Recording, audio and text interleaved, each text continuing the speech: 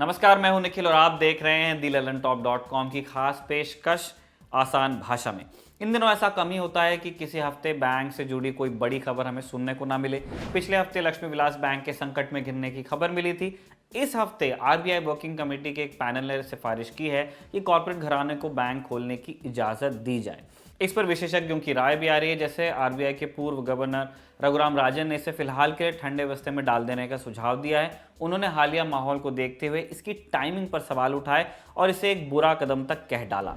विशेषज्ञों का यह भी कहना है कि ऐसा करने से आर्थिक शक्तियां और ज्यादा केंद्रित हो जाएंगी हमारे देश में। जो कॉर्पोरेट घराने खुद कर्ज में हैं, क्या उनके चलते कॉन्फ्लिक्ट ऑफ इंटरेस्ट की दिक्कत नहीं आएगी? ये सवाल वो पूछ रहे हैं। रेटिंग एजेंसी S&P ग्लोबल ने कहा है कि पहले ही भारत के फाइनेंशियल सेक्टर की हालत खराब है, उस पर अगर आरबीआई को नॉन फाइनेंशियल सेक्टर्स पर भी नजर रखनी पड़ जाए तो एक करेला वो भी नीम चढ़ा वाली स्थिति हो जाएगी।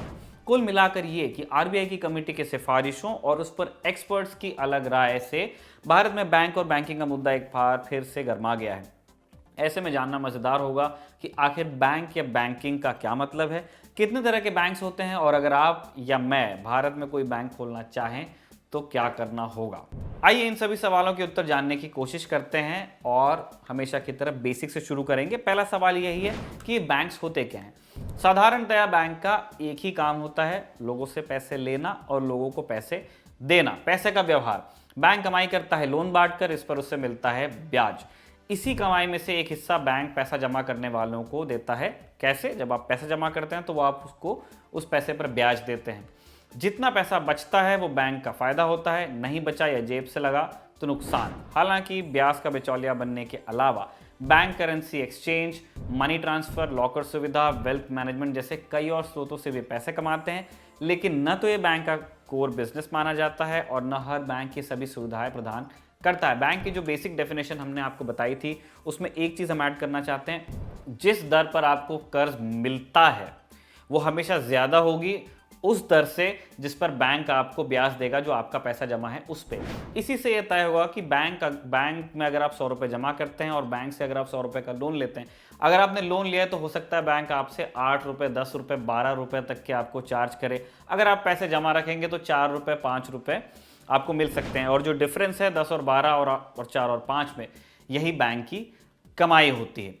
हमने भी बैंक के कुछ फंक्शंस भी आपको बताए थे। बैंक के इन अलग अलग कार्यों की वजह से या फिर एक ही काम को अलग अलग तरीके से करने की वजह से कई तरह के बैंक अस्तित्व में हैं। आइए जानते हैं कौन कौन से। पहला है रिटेल बैंक। रिटेल यानी खुदरा, मतलब ये बैंक होता है आम आदमी के लिए, जहां पर हम आप जैसे लोग बैंकिंग करते हैं। माने पैसा जमा करना, लोन लेना, ये बेसिक समझ। ये सबसे फेमस और सबसे ज़्यादा देखे जाने वाले बैंक्स हैं। HDFC से लेकर SBI, ICICI, PNB जैसे बैंक्स रिटेल बैंक्स ही हैं। भारत में रिटेल बैंक दो तरह के होते हैं। एक पब्लिक सेक्टर बैंक, इन बैंक्स में सबसे बड़ा शेयर सरकार के पास होता है। फिर प्राइवेट बैंक्स आते हैं, इन बैंक्स का सबसे बड़ा शेयर इंडिविजुअल शेयर प्रमोटर्स के पास होता है। या यूँ कहें कि जिन बैंक्स में सरकार की हिस्सेदारी नहीं होती है वो प्राइवेट बैंक्स कहलाते हैं। बहुत सारे जो सरकारी बैंक आज आपको नजर आते हैं ये बैंकिंग सेक्टर के नेशनलाइजेशन के बाद सरकारी बैंक बने, उससे पहले प्राइवेट ही होते थे। PNB और SBI जहां पब्लिक सेक्टर बैंक्स है, वहीं HDFC और इंडसइंड जैसे बैंक्स प्राइवेट सेक्टर के बैंक्स माने जाते हैं। इसके अलावा कुछ प्राइवेट बैंक्स ऐसे हैं जिनका हेड ऑफिस हिंदुस्तान में नहीं है, मतलब ये इंडियन बैंक्स नहीं होते हुए भी इंडियन रिटेल बैंकिंग मार्केट में हिस्सेदारी रखते हैं, इंडिया में रिटेल बैंकिंग करते हैं। इन्हें हम विदेशी बैंक कह सकते हैं, जैसे डॉइचे bank, DBS bank, Barclays bank वगैरह। कमर्शियल बैंक ये दूसरा प्रकार है। रिटेल बैंक हमने पहला प्रकार बताया था, ये दूसरा प्रकार है। जो बैंकिंग की परिभाषा हमने आपको शुरुआत में बताई थी, अगर उसमें बिजनेस जोड़ें तो कमर्शियल बैंक बनता है। यानी ये बैंक किसी इंडिविजुअल से नहीं, छोटे बड़े कॉर्पोरेट से डील करते हैं, उनके पैसे अपने पास जमा रखते हैं, उनको पैसा उधार देते हैं। एक आसान से उदाहरण से इस बात को आप समझ सकते हैं, रिटेल और कॉर्पोरेट के फर्क को। अगर मुकेश अंबानी बैंकिंग सुविधाओं का लाभ लेना चाहेंगे मिसाल के लिए, तो वो रिटेल बैंकिंग का दरवाजा खटखटाएंगे, जबकि उनकी कंपनी रिलायंस इंडस्ट्रीज को अगर जरूरत पड़ेगी लोन की तो वो कमर्शियल बैंक से डील करेगी, क्योंकि वो कंपनी के तौर पे डील करना चाहती है। इसीलिए कमर्शियल बैंक को कहीं कहीं कॉर्पोरेट बैंक भी कहा जाता है। जैसा हमने कहा, रिटेल बैंक में जहां छोटी धनराशियों का मगर बहुत सारा लेन देन होता है, छोटे छोटे 10,000, 15,000, कुछ लाख, 1, 2, 3, 4 करोड़। वहीं कॉर्पोरेट बैंक्स में बड़े बड़े मगर कम लेन देन होते हैं, ये करोड़ के मल्टीपल्स में होते हैं। कमर्शियल बैंक्स की सूचना भी उसी तरह की होती है। Cash management, financial management, international money transfer जैसी बड़ी बड़ी चीज़ें जिससे शायद ही किसी रिटेल उपभोक्ता का वास्ता पड़े, हो सकता है पर बहुत कम। इन बैंक्स के एक्सक्लूसिव फीचर्स होते हैं कॉर्पोरेट बैंक्स के। वैसे ज़्यादातर बैंक्स इस तरह के होते हैं जो रिटेल और कॉर्पोरेट दोनों तरह का बिजनेस करते हैं। हो सकता है कि वो अलग अलग ब्रांचेस रखें, कमर्शियल वाले का कुछ प्रीमियम नाम रख दें, है ना, प्रायोरिटी बैंकिंग, प्लैटिनम सर्विस वगैरह रखते हैं। चूंकि अब रिटेल और कमर्शियल बैंक के बीच में कोई ज़्यादा अंतर नहीं बचा है, इसीलिए आम जनता तो क्या, विशेषज्ञ भी रिटेल बैंक्स और कमर्शियल बैंक्स को अलग अलग नहीं देखते हैं, क्योंकि वो लगभग दोनों जगह दोनों फंक्शंस होने लगे हैं। तीसरा प्रकार जो हमने चुना है वो है सेंट्रल बैंक। इनको हम बैंकों का बैंक भी कह सकते हैं। अब बैंक की परिभाषा के साथ बैंकों का बैंक जोड़कर देखिए, सेंट्रल बैंक की परिभाषा आप खुद बना लेंगे। मतलब सेंट्रल बैंक बाकी बैंक्स के साथ वही करता है जो बाकी बैंक्स हमारे साथ करते हैं, पैसे का लेन देन। सेंट्रल बैंक देश के बाकी बैंक से कम ब्याज पर पैसे लेता है और ज़्यादा ब्याज पर पैसे देता है। ऑब्वियसली सामान्यतः हर देश में एक और केवल एक सेंट्रल बैंक होता है। भारत के सेंट्रल बैंक को कहते हैं रिजर्व बैंक ऑफ इंडिया। ये हमारा सेंट्रल बैंक है। जिस ब्याज पर आरबीआई बाकी बैंक्स को पैसे देता है उसे कहते हैं रेपो रेट, और जिस ब्याज पर आरबीआई बाकी बैंक से पैसे लेता है उसे हम रिवर्स रेपो रेट कहते हैं। रेपो रेट हमेशा रिवर्स रेपो से ज़्यादा होगा ताकि सेंट्रल बैंक्स भी कुछ कमाई करता रहे। किसी देश की आर्थिक नीति के दो भाग होते हैं, राजकोषीय नीति और मौद्रिक नीति। राजकोषीय नीति जहां देश चलाने के लिए कर्ज, आय, व्यय वगैरह से संबंधित होती है, वही मौद्रिक नीति नकदी बाजार और बैंक्स वगैरह को देखती है। तो राजकोषीय नीति केंद्र सरकार, खासतौर पर वित्त मंत्रालय की जिम्मेदारी होती है। मौद्रिक नीति का नियामक सेंट्रल बैंक होता है, जैसा इंडिया में आरबीआई है। इसीलिए आरबीआई बैंक्स के लिए नियामक संस्था का भी काम करता है। भारत में मॉनेटरी पॉलिसी एक्सक्लूसिव डोमेन मानी जाती है आरबीआई का। महंगाई दर, पैसों की उपलब्धता वगैरह भी काम देखना ये सेंट्रल बैंक्स का ही होता है, इंडिया में आरबीआई करता है। यही वजह है कि नोटबंदी के दौरान कुछ आवाजें इस तरह की आई थी कि ये निर्णय केंद्र सरकार का नहीं आरबीआई का होना चाहिए था, या फिर आरबीआई को लूप में रखा जाना चाहिए था, क्योंकि पैसे और नकदी से जुड़े निर्णय मौद्रिक नीति का हिस्सा हैं। हालांकि राजकोषीय नीति और मौद्रिक नीति का अलग अलग कोई अस्तित्व नहीं है।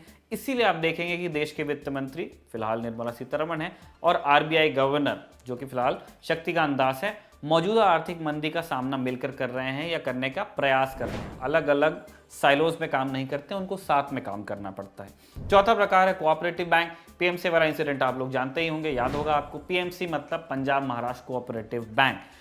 इनके आगे कोऑपरेटिव या सहकारी किसी खास वजह से लगा हुआ है। ऑब्वियस है वैसे, कोऑपरेशन शब्द पर गौर कीजिए, मतलब आपसी सहयोग, सहकारिता। तो इन बैंकों का मालिकाना हक कोऑपरेटिव संस्थाओं के पास होता है, सहकारी संस्थाओं के पास।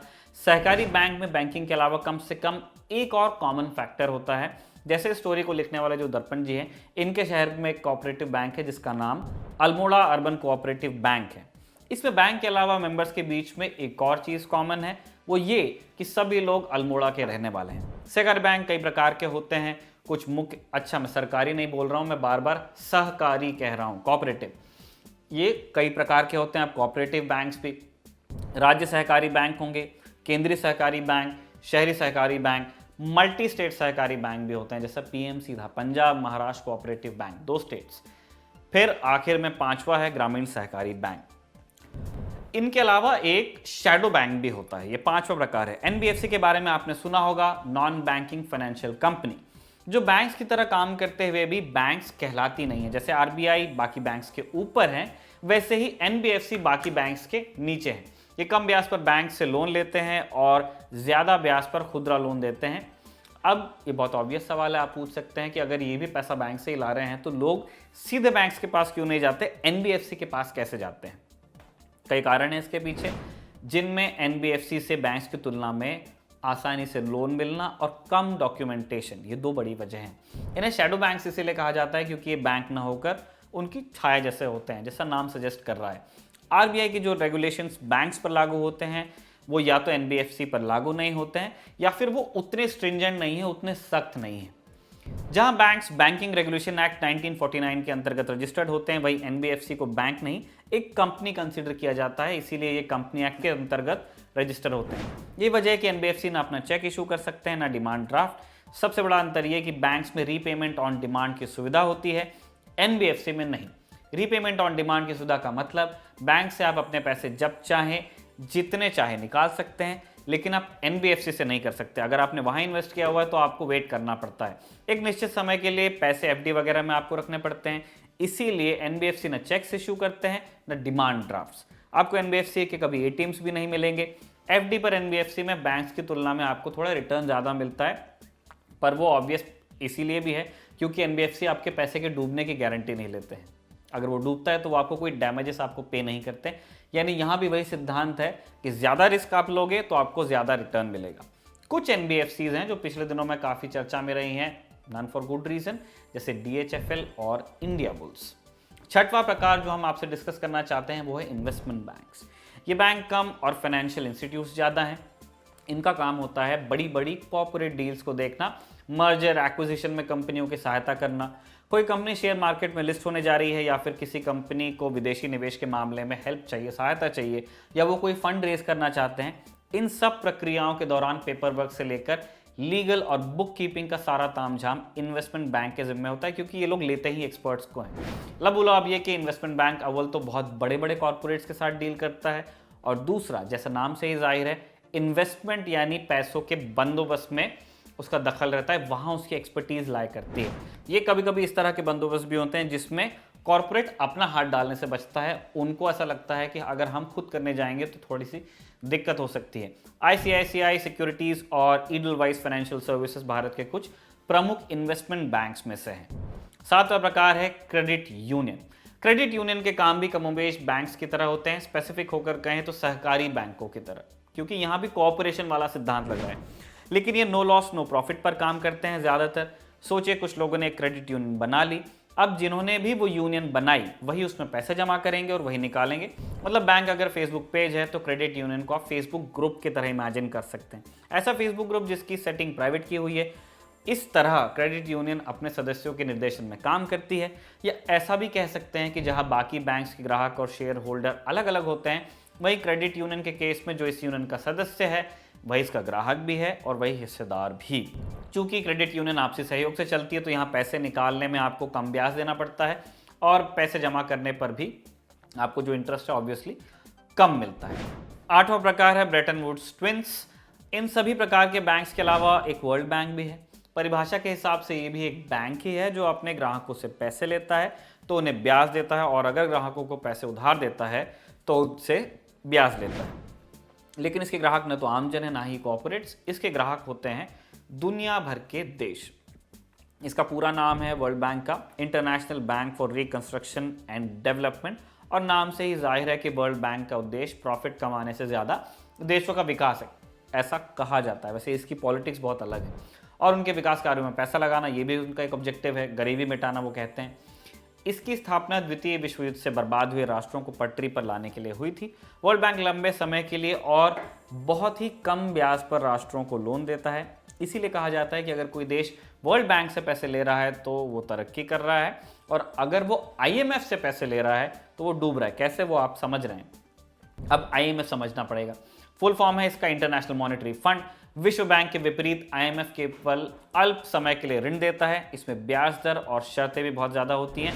कई कंट्रीज़ की पॉलिसीज़ आईएमएफ ने टॉप टू बॉटम चेंज करवाई है कि उन्होंने कहा अगर आपको पैसा चाहिए तो आपको ये बदलाव करने पड़ेंगे, वरना हम आपकी मदद नहीं कर पाएंगे। विश्व बैंक जहां गरीबी और विकास जैसे बड़े और लंबे अवधि के मुद्दों के लिए लोन देता है, वहीं आईएमएफ का लोन किसी देश की वर्तमान में डूब रही अर्थव्यवस्था को तुरंत इलाज देने के जैसा होता है। आईएमएफ और विश्व बैंक को ब्रेटन वुड्स ट्विंस भी कहा जाता है, क्योंकि इन दोनों का गठन 1945 में हुए ब्रेटन वुड्स सम्मेलन में लिए हुए निर्णयों के आधार पर हुआ था। अब आपको बताते हैं कि आप अपना बैंक कैसे खोल सकते हैं। हमने आपको खोज कर दुनिया भर के जितने प्रकार के संभव हो सकते थे सभी बैंक्स के बारे में एक बेसिक जानकारी दी है। अब ये जानिए कि आप भारत में एक बैंक खोलने की सोच रहे हैं तो आपको क्या क्या करना हो। अब इसको आप एक डिश की तरह सोचिए। तो पहले हम आपको साहित्य सामग्री बता रहे हैं, साहित्य मराठी में बोलते हैं। एनीवेज, पहली चीज़ है कैपिटल। कैपिटल बोले तो शुरुआती धनराशि। आपके पास नहीं है तो फंडिंग करवा सकते हैं। इंफ्रास्ट्रक्चर और मैन पावर, आपको एटीएम्स चाहिए, ज़मीन चाहिए, ऑफिस स्पेस चाहिए, बैंक आपको बनाना पड़ेगा, उसके लिए कर्मचारी चाहिए। बोर्ड ऑफ डायरेक्टर्स, बैंक भी क्योंकि एक कॉर्पोरेट संस्था है तो इसके वास्ते आपको सीईओ चाहिए, सीओओ चाहिए, सीएमडी चाहिए, इस तरह का पूरी आपको ब्यूरोक्रेसी खड़ी करनी पड़ती है। फिर आपको रेवेन्यू मॉडल और बिजनेस प्लान भी चाहिए। आरबीआई से लेकर बाकी नियामक संस्थाएं आपसे पूछेंगी कि आप बैंक क्यों खोलना चाहते हैं। कहीं ये मत बताइएगा कि ब्लैक वाइट करने के लिए या हवाला कारोबार चलाने के लिए, वरना आपको इंसानों के बैंक में जमा कर दिया जाएगा, यानी जेल में। इसके बाद चाहिए पेपर वर्क। हम आपको स्टेप्स बता देंगे, लेकिन हर स्टेप में लगेंगे खूब सारा पेपर वर्क, और चाहिए होगी एक लीगल टीम। चाहिए तो आप इसके लिए किसी इन्वेस्टमेंट बैंक से संपर्क कर सकते हैं। जैसा हमने बताया था, इसी तरह के कॉम्प्लिकेटेड मैटर्स में वो कंपनीज की मदद करते हैं जहाँ पे काफ़ी सारा पैसा इन्वॉल्व होता है और काफ़ी सारे लीगल चीज़ें आपको एक तरह से आउट मनूवर करनी होती हैं। डोमेन और ऑनलाइन सुविधाएं भी आपको चाहिए। कोई बैंक है आपकी नज़र में जो ऑनलाइन बैंकिंग की सुविधा नहीं देता, इसका मतलब यह है कि आपको भी ऑनलाइन बैंकिंग के लिए इंफ्रास्ट्रक्चर चाहिए। एक अच्छा सा डोमेन और एक ऐप चाहिए। पेमेंट सर्विस वगैरह भी आप चाहें तो एक्टिव कर सकते हैं। अब इन सारी सामग्रियों को मिला करके बनाने की विधि सुनिए।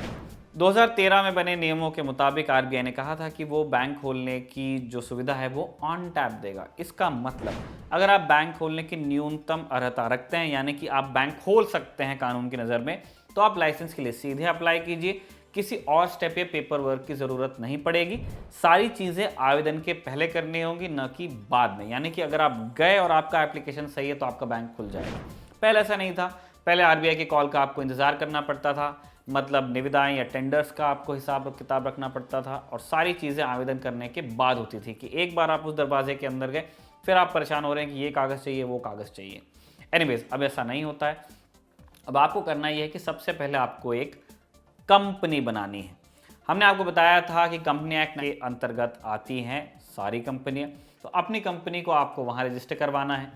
फिर इसे धीमी आंच में 10 साल तक चलाएं, क्योंकि बैंक खोलने के लिए आपको पहले एनबीएफसी या किसी फाइनेंशियल सेक्टर का 10 साल का अनुभव होना जरूरी है। ये भारत के नियम है, ये इंडिया में हो रहा है।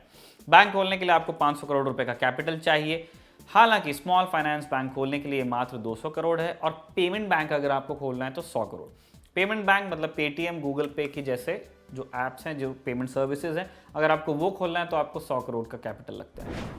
इसके बाद आपको आरबीआई से संपर्क करना है ताकि आरबीआई आपको बैंकिंग सुविधाएं प्रदान करने की इजाज़त दे। बैंकिंग का लाइसेंस आपको इसके लिए चाहिए जो आरबीआई इशू करेगा। उसे बैंकिंग रेगुलेशन एक्ट 1949 में रजिस्टर कर ले। बैंक खुल जाने के 3 साल के भीतर उसे शेयर मार्केट में आपको लिस्ट करना पड़ेगा। नहीं आपने किया तो आरबीआई आपकी सारी ऑपरेशंस को सीज करेगा।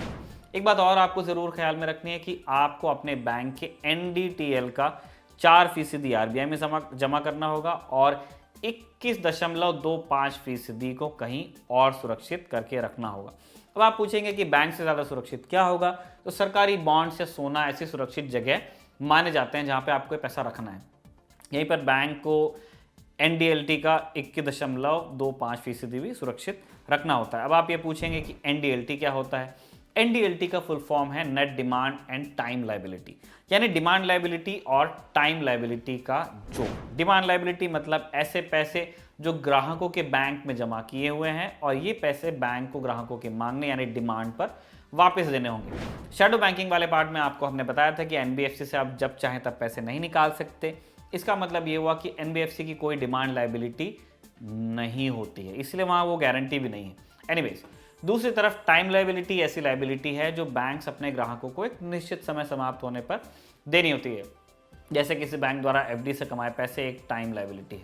तो यू एनडीटीएल यानी demand liability plus time liability. Bank के पास उपलब्ध कुल पूंजी। बैंक खोलने के लिए कुछ चीज़ें और भी ज़रूरी हैं, जैसे बैंक की कम से कम 1/4 शाखाएं गैर शहरी क्षेत्र में होंगी। ये इंडियन लॉ है। बैंक जो कर्ज दे रहा है उसमें कम से कम 40% पीएसएल में जाएगा। पीएसएल मतलब priority sector lending. Priority sector lending जैसे कृषि, छोटे और मध्यम उद्योग वगैरह, ये पॉलिसी डिसीजंस हैं एक तरह से, ताकि बैंक्स वहां लेंड करें जहां सरकार चाहती है और ग्रोथ आपको मिले। चलिए, अब इसी तरह आपकी बैंक नामक डिश तैयार हो गई है। एक ब्रांड एम्बेसडर से आपको इस डिश को सजा लेना है गर्मा गर्म, इसके बाद आप परोस सकते हैं। मार्केटिंग टीम का बर्नर आपको जला के रखना है ताकि आपका बैंक हमेशा गर्म रहे, आपके बैंक में से एनपीए या राइट ऑफ की नाम की दुर्गंध न आए, इसके लिए प्रोविजन नाम की व्यवस्था जरूर करें। मतलब ऐसी राशि पहले से ही सुरक्षित कर लें जो एनपीए को जीरो करे, और जितना संभव हो सके अपने बैंक को कॉर्पोरेट रिस्पॉन्सिबिलिटी नाम के ढक्कन से आपको ढक कर रखना है, वरना कंट्रोवर्सी का कोई कीड़ा मक्खी गिरेगा तो सारी डिश खराब हो जाएगी। लीजिए, हो गया आपका बैंक अप एंड रनिंग। ये सारी रिसर्च की है हमारे दोस्त दर्पण ने, वही तैयार करते हैं इतने लंबे और डिटेल्ड एक्सप्लेनर्स। आप बताइएगा कमेंट सेक्शन में कि आपको ये एक्सप्लेनर और इसका प्रेजेंटेशन कैसा लगा। रिसर्च हमने आपको बता दी दर्पण की थी, कैमरे के पीछे हैं हमारे दोस्त विभव। देखते रहिए दी लर्न टॉप। बहुत बहुत शुक्रिया।